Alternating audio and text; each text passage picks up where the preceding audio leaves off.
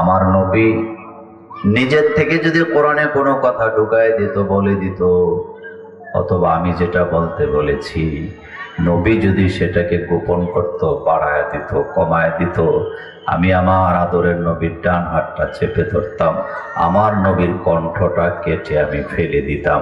আমি ডান হাত চেপে ধরি না, কণ্ঠ কাটি না, কারণ আমার নবী নিজের থেকে কোনো কথা কোরআনে ঢুকায় না, বাড়ায়ও না, কমায়ও না।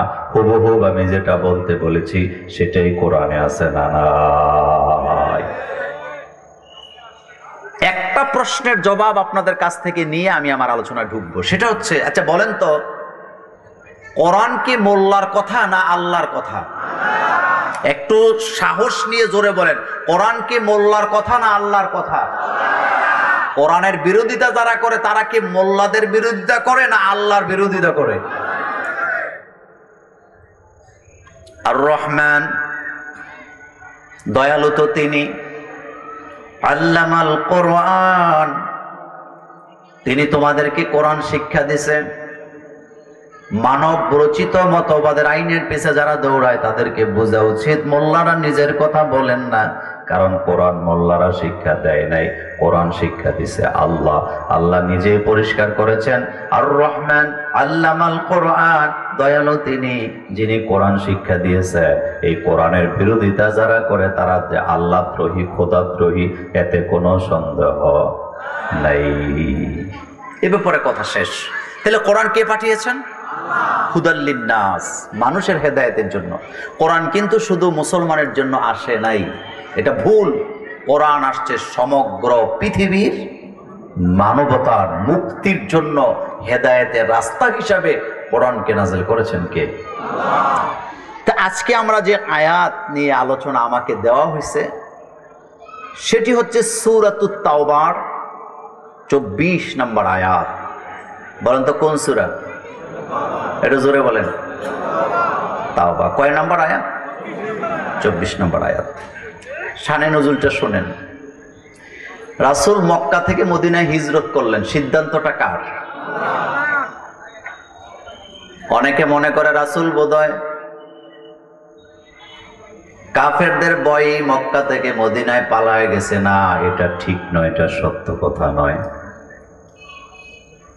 আপনারা একটা জিনিস খেয়াল করেন, রাসূল যেদিন মক্কা থেকে মদিনায় রওনা দিলেন, মনোযোগ আছে?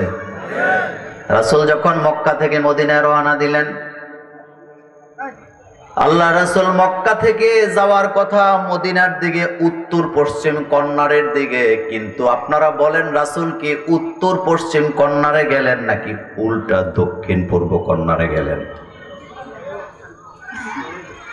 বলেন কোন দিকে গেছে? মক্কা থেকে মদিনা হইল উত্তর পশ্চিম কোণায়। তো রাসূল তো মক্কা থেকে মদিনায় হিজরত করবে, তিনি তো ওই দিকে চলে যাবে, কিন্তু রাসূল চলে গেছে দক্ষিণ এবং পূর্ব কর্নারে, গাড়ে সুরে। কোথায় গেলেন? তো বলেন তো, এখানে কোনো হেকমা টেকমা নাই? মনোযোগ আছে আপনাদের? আমি শুধু 1 ঘন্টা কথা বলবো। বলেন রাসূল কোন দিকে গেলেন? হ্যাঁ, তো এখন আপনি বলেন, রাসূল তো সহজ রাস্তা যেদিকে যাওয়ার কথা সেদিকে না গিয়া উল্টা কেন গেলেন? এটাও রাসূলের একটা কৌশল। আর এই কৌশলটা রাসূলকে শিক্ষা দিছে কে?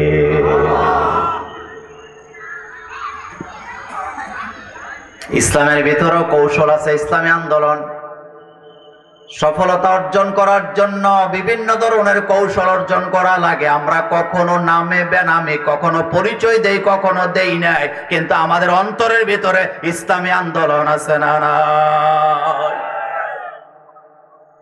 সহজ কথা বুঝেন না কেন? আমাদের হৃদয় ইসলাম। বলেন হৃদয় কি? ইসলাম। জেলে গেলেও ইসলাম, ফাঁসির মঞ্চে গেলেও ইসলাম, মাহফিলেও ইসলাম, রাজনৈতিক মঞ্চে গেলেও ইসলাম, ইসলাম, ইসলাম। ইসলাম ছাড়া অন্য কিছু আমরা লালন করি না। সাদা পাঞ্জাবি পরলেও ইসলাম, কালোটা পরলেও কি? তাফসির করলেও ইসলাম, গান গাইলেও কি? কথা আসতে বলছেন। গান গাইলেও কি? এই যে আমাদের ছেলেরা আজকে গান গাইছে, এটার ভিতরে ইসলাম আছে না নাই? আছে। আমাদের গান, আমাদের বক্তব্য, আমাদের সংস্কৃতি, আমাদের উক্তি, আমাদের স্লোগান সব জায়গায় বলেন, সব জায়গায় ইসলাম। গারে সুরে চলে গেছে রাসূল সাথে আবু বকর সিদ্দিক রাদিয়াল্লাহু তাআলা আনহু। 2.5 মাইল উঁচু পাহাড়, সেখানে আমি নিজে গিয়েছি কয়েকবার। পাকিস্তানের এক লোক ওই জায়গার মধ্যে একটা উট নিয়ে উড়াইছে, ছবি তোলে, 5 রিয়েল, 2 রিয়েল, 10 রিয়েল, যার থেকে যেত নিতে পারে। গারে সুর বলতে যত বড় গুহা বুঝেন, আসলে এত বড় গুহা টুহা কিছুই নেই, ছোট্ট একটা গর্ত। একটা মানুষ বসলে মাথা দেখা যায়, শুইলে হাঁটু দেখা যায়। গর্তটা কি খুব বড়? মনোযোগ আছে আপনাদের? গর্তটা কি বড়? আমি একজনকে দুষ্টামি করে জিজ্ঞেস করলাম যে এই জায়গায় উট উঠাইলো কেমনে? কয় বাচ্চা নিয়ে আসছে, এখানে লালন পালন করে বড় করছে। গারে সুরে রাসূল উঁচু পাহাড় বেয়ে বেয়ে আল্লাহ রাসূলের পা মোবারক 2টা ফুলে গেছে। রাসূল বলতেছে, আবু বকর তোমার উরুটা একটু বিছিয়ে দাও, আমি একটু ঘুমাতে চাই, বিশ্রাম নিতে চাই। রাসূল ঘুমায়া যাচ্ছেন। মক্কা থেকে বিদায় নিয়ে আসছেন, কাবাগর থেকে বিদায় নিছে। কাবার দেয়ালে ধরে রাসূল বলতেছিলে, কাবা তোর সন্তানেরা আমাকে তোর কাছে থাকতে দেয় নাই, আমি মদিনায় চলে যাচ্ছি, কথা দিলাম অতি দ্রুত আমি আবার তোমার কাছে ফেরত আসবো। রাসূল ঘুমাচ্ছেন, আবু বকর সিদ্দিক কাঁদতেছে বসে বসে। বাড়িঘর ছেড়ে হিজরতের উদ্দেশ্যে রওনা দিছে। হঠাৎ চোখের পানি বিশ্ব নবীর গা মোবারক স্পর্শ করলেন। চোখের পানি ঠান্ডা হয় না, গরম হয়। রাসূলের ঘুম ভাঙছে। রাসূল বললেন, আবু বকর হিজরত করে চলে যাচ্ছ নিজের বাড়িঘর ছেড়ে, কান্দো কেন? ছেলের কথা, মেয়ের কথা, বিবির কথা, পরিবারের কথা মনে পড়লো নাকি? আবু বকর সিদ্দিক বলতেছে, হুজুর আল্লাহর জাতের কসম করে বলি, যেদিন থেকে ঈমান এনেছি আমি আমার জীবনের চাইতে, আব্বা আম্মার চাইতে, ছেলে মেয়ের চাইতে, স্ত্রীর চাইতে আপনাকে বেশি ভালোবাসি। তাহলে কাঁদো কেন? আবু বকর সিদ্দিকের কথা শুনে, আবু বকর রাসূলের কথা শুনে আবু বকর বললেন, হুজুর আমি নিজের জন্য কাঁদি না, এটা তো ছোট্ট একটা গুহা, বসলে পরে মাথা দেখা যায়, শুইলে পরে হাঁটুগুলো উপরের থেকে দেখা যায়। কাফেররা আসবে, আক্রমণ করবে আপনাকে, তারা মেরে ফেলবে, এই কষ্টে আমি কান্না করি। আল্লাহর নবী বললেন, লা তাহজান ইন্নাল্লাহা মাআনা, ও দোস্ত চিন্তার কোনো কারণ নাই, আল্লাহ তো আমাদের সাথে আছে। লা তাখাব বলেন নাই, বলছেন লা তাহজান, ও বন্ধু চিন্তাই করো না, আল্লাহ তো আমাদের সাথে আছে। আমাদের সাথে আল্লাহ আছে না নাই? এখনো বোধহয় টের পান নাই, আছে যে, এখনো বোধহয় টের পান নাই। যা চান নাই তার চেয়ে অনেক বেশি কিছু আল্লাহ আপনাকে দিয়েছে। আমি নিশ্চিত যিনি চলে গেছেন তিনি শুধু ক্ষমতাটা ছাড়ুক, এটাই আপনারা চাইছেন নাকি? কথা কন না কেন? কিন্তু তিনি চলে যাক এটা কেউ চান না, কিন্তু আল্লাহ কয় না, শুধু নামলে হবে না, কয়েকদিন বেড়ায় টেড়ায় আসুক। আর তোদের মাঠটা একটু দিলাম, গুছায় গেছে এনে প্রত্যেক ঘরে ঘরে কোরআনের দাওয়াত এই সুযোগে পৌঁছে দেয়া লাগবে। 5 তারিখে যেটা হয়েছে এটা বিজয় নয়, এটা শুধুমাত্র গণবিপ্লব হয়েছে, ইসলামী বিপ্লব হয় নাই। 90% মুসলমানের দেশে আমরা শান্ত হব সেদিন, ইসলামী বিপ্লব হবে যেদিন। কথা কি বুঝাইতে পারলাম? রাসূল হিজরত করছেন, রাসূলের সাথে আবু বকর সিদ্দিক আছেন, তিনি চলে গেছেন। নারী পুরুষ আরো অনেকেই হিজরত করলেন। আমি শুধু এই কথাটাতেই থাকবো, এই আয়াতেই থাকবো। কিন্তু বলেন তো, হিজরত যারা করলেন তাদের বাহিরে আরো মোমেন মোমেনাত ছিল নাকি ছিল না? সবাই কি হিজরত করছে? কথা আসতে কয়, সবাই কি হিজরত করছে? করে নাই, অজুহাত দিছে, এই অজুহাতগুলি কি কি দিছে, কোন কোন কারণে যারা হিজরত করেন নাই তাদের কারণগুলা এই আয়াতের ভিতরে কিয়ামত পর্যন্ত আমাদেরকে জানায় দিয়া সতর্ক করছে। ইসলামী আন্দোলনের কথা বললে, ঘর থেকে বের হওয়ার কথা বললে, জানমাল দেওয়ার কথা বললে তারাও এই ধরনের অজুহাত দেখায়। এমন মোমেন্ট এখনো বাংলাদেশে আছে না? না,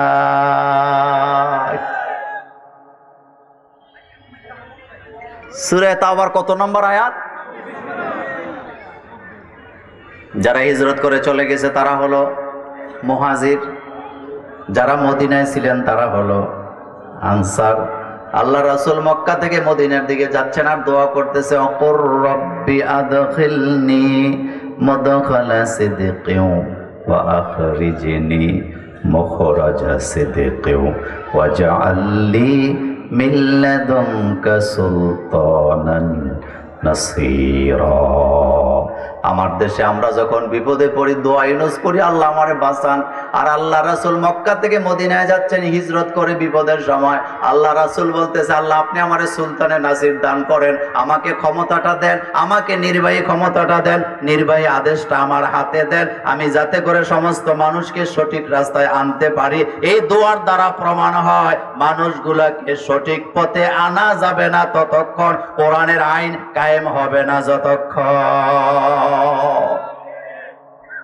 হিজরত করে রাসূল চলে গেলেন, কিন্তু একদল হিজরত করে নাই। এবার একটি গুরুত্বপূর্ণ হাদিস শুনেন। তিনটি জায়গায় শয়তান দাঁড়িয়ে থাকে। কয়টা জায়গা? আচ্ছা বলেন তো, মিনাতে আপনারা যারা গেছেন শয়তান কয়টা? কথা কর না যে, কয়টা? একটা বড় শয়তান, একটা মাজ্জা শয়তান, আর একটা ছোট শয়তান। আল্লাহ রাসূল বলেন এই তিনটা শয়তান তোমাদের তিন জায়গায় মোড়ে মোড়ে দাঁড়ায় থাকে তোমাদেরকে ধোঁকা দেওয়ার জন্য। এক নাম্বার, তোমরা যখন ইসলামের পথে আসতে চাও অথবা ইসলাম গ্রহণ করতে চাও, শয়তান তোমাদেরকে ধোঁকা দিয়া বোঝায় ইসলামের মতো কঠিন আর কিছু নাই, যেই ধর্মে আসো, যেই জায়গায় আসো, এটাই তোমার জন্য সবচেয়ে সহজ, এটাই তোমার জন্য স্বাধীনতা। এটা বলে বলে ইসলাম থেকে শয়তান মানুষকে দূরে সরায়া দেয়। এই শয়তানের কারিগরির মানার মতো লোক আমার সমাজে আছে না? নাই। তিনটা জায়গায় শয়তান বাধা দেয়। বলেন কয়টা? এক নম্বরে যারা ইসলামী আন্দোলন করতে চায় অথবা ইসলাম গ্রহণ করতে চায়, শয়তান তাদেরকে ধোঁকা দেয়, ইসলামের পথে যাইও না, লাভ নাই, টাকা দিতে দিতে শেষ হয়ে যাবে। দুই নাম্বার বাধা, যদি হিজরত করতে চায়, কি করতে চায়? শয়তান বাধা দেয়, অসহসা দেয়, হিজরত কইরা মা ছাড়া, বাপ ছাড়া, ছেলে মেয়ে ছাড়া, সম্পদ ছাড়া, দোকানপাট ছাড়া কেমনে থাকবা? দরকার নাই হিজরত করার। এটা কয় নাম্বার? আর তিন নাম্বার হলো যখন বলা হয় জিহাদের জন্য প্রস্তুতি নাও, শয়তান কয় তোর মাথা খারাপ, তুই মরে যাবি, তোর বাচ্চাগুলো দেখবো কে? তুই মরে যাবি, তোর দোকান দেখবে কে? এত কোটি কোটি টাকা তোর, এত বড় বড় ব্যবসা বাণিজ্য তোর, তুই যদি জিহাদ করতে যেয়ে মারা যাস অথবা তুই যদি ইসলামী আন্দোলন করতে যেয়ে মারা যাস, তাহলে তোর বাচ্চাগুলারে লালন পালন করবে কে? এরকমের শয়তান যেমন ধোঁকা দেয়, আমাদের আত্মীয় স্বজনও ধোঁকা দেয়। এ কথাগুলা কি মোল্লার না আল্লাহর? তাহলে শয়তান কয় জায়গায় বাধা দেয়? এক নাম্বার, ইসলাম মানতে গেলে বা ইসলাম গ্রহণ করলে। দুই নাম্বার, হিজরত করতে গেলে। আর তিন নাম্বার, জিহাদ করতে গেলে। এই তিন জায়গার শয়তানকে আমরা কি তালাক দিতে পারবো? না, বলে না, জোরে বলেন। তালাক দিতে পারবেন? ইনশাআল্লাহ যেন আমাদেরকে তৌফিক দান করেন, আমরা বলি আমিন। তো কোন কোন কারণে, তার কারণ দেখায় তারা হিজরতে যায় নাই, এই কথাগুলোই এই আয়াতে আমাদেরকে বলেছেন কে? আচ্ছা একটু আয়াতের দিকে দেখেন। আল্লাহ পাক বলছেন, কুল, হে নবী আপনি বলেন, ইনকানা আবাউকুম ওয়া আবনাউকুম ওয়া ইখওয়ানুকুম ও আজওয়াজুকুম, এতটুকু আগে বলি, এরপরে বাকিটা বলবো। এবার খেয়াল করে আল্লাহ পাক বলেন, নবী আপনি বলেন, তারা তো ওই ভয়ে আছে, ওই মহব্বতে আছে, তাদের ছেলে মেয়ে, তাদের আব্বা আম্মা অথবা তাদের স্ত্রীগণের মহব্বত দেখায়া দেখায়া তাদেরকে ছেড়ে কিভাবে তারা হিজরত করবে, এই চিন্তা চেতনা থেকে তারা হিজরত করেন নাই। কিন্তু আল্লাহ শেষে যায় বললেন, তাদেরকে জানায়া দেন আমার গজবের অপেক্ষা করার জন্য, কারণ তারা যেই জিনিসের মহব্বতে হিজরত করতে চায় না, আমার গজব যখন আসবে এই জিনিসগুলা তাদেরকে আমার গজব থেকে রক্ষা করতে পারবে না। আমার গজব এতটাই ভয়ানক, এই বলে সতর্ক করছেন কে?